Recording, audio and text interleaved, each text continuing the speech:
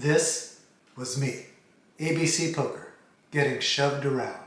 Weak, boring, predictable. Then I stopped waiting for cards, and I started fighting.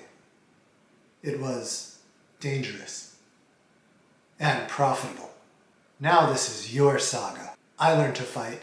Now I'll teach you. Ben Riggs, I'm going to teach you how to steal pots. Let's get to work. Queens in the cutoff. I get 3-bet by a fairly tight player on the button. I'm looking at my own stats, and it looks like I have a pretty wild image. I'm not crazy about this spot, but I'm going to keep going.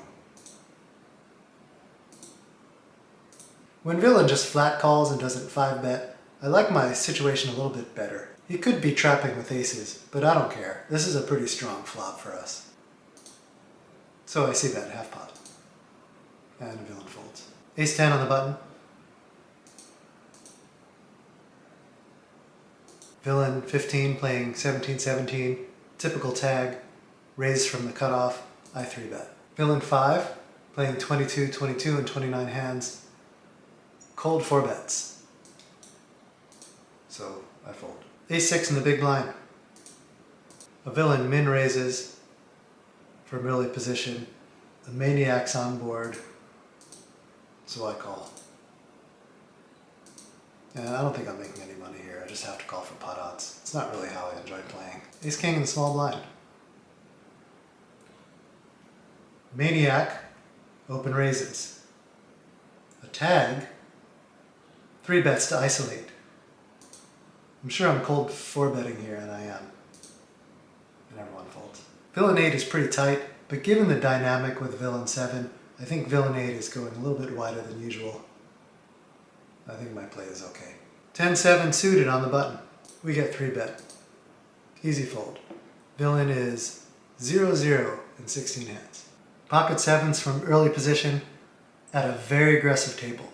Villain 10 has been 3-betting and betting a lot, and villain 3 is a maniac. Even villain 5, every single villain on this table has been getting in on some of the 3-bet action. I'm going to min raise, and what I'm doing is I'm hoping to provoke 3-bets. Not to brag, but villain 10 and villain 3 fall right into my trap. Did you see that coming? No one wants to play. I'll just take those chips, thank you. What do I call that move?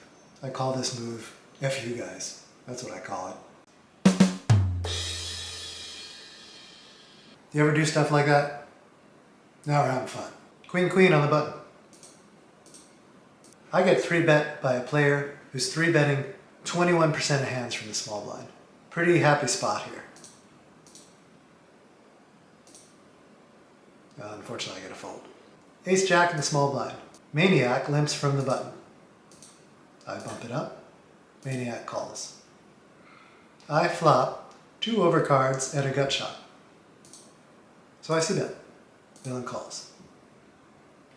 I don't improve on the turn, but I like my equity.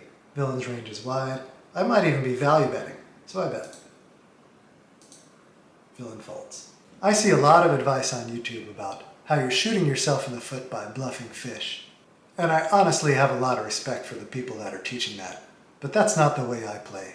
We're not going to give these players a break. This is your saga. No mercy. Queen-jack from the button. Same maniac limps. We raise to isolate. The tag comes along. Ace-high flop. Good flop to c-bet. Multi-way. You know it. Do we show casual players mercy? No, we don't. This time he calls. The turn improves our hand and makes it a great place to check behind. Not too happy about the king.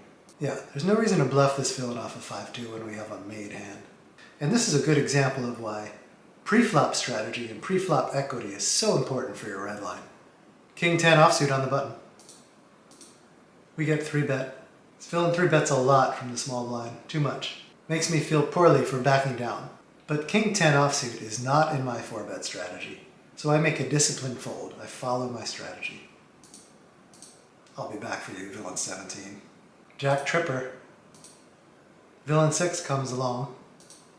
Maniac 3-bets. You know how this goes.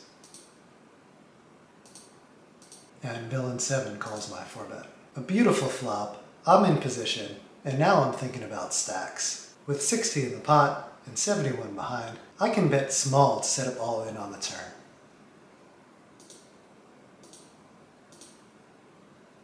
Turn is beautiful too. Now I'm going to take the pot. That's a nice Redline boost. Thanks for watching. Check out redlinewarrioracademy.com. Come train with me. Subscribe. I'll see you in the dojo.